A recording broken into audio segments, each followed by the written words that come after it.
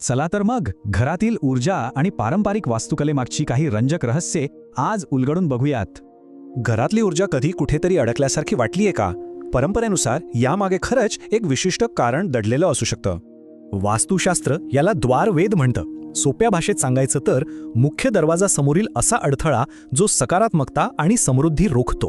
हे अडथळे चिखल किंवा झाडांसारखे नैसर्गिक असू शकतात किंवा मग विजेच्या खांबांसारखे रचनात्मक अडथळेही असू शकतात.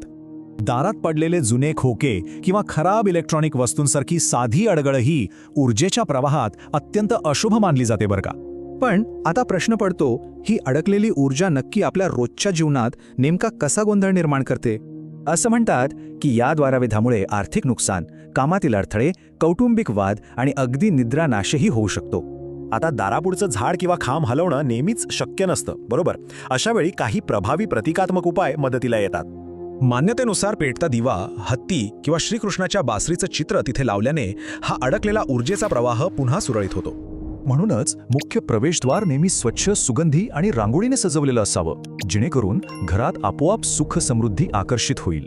याशिवाय घरातील वातावरण कायम प्रसन्न ठेवण्यासाठी आपण अत्यंत सोपे आणि दैनंदिन नियमही सहज पाळू शकतो. जसं की घरातली कोमेजलेली फुले लगेच काढणे किंवा दक्षिणेकडे डोकं करून झोपणे. ह्यामुळे चांगली मानसिक शांतता लाभते.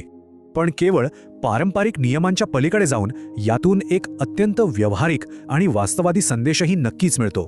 खऱ्या अर्थाने आनंदी घराचे रहस्य केवळ वास्तूत नाही, तर घरातील स्वच्छता, आदर आणि प्रेमात दडलेला आहे. तर मग घरात शांतता आणि सकारात्मक ऊर्जा आणण्यासाठी आज आपण कोणतं एक छोटं पाऊल उचलू शकतो?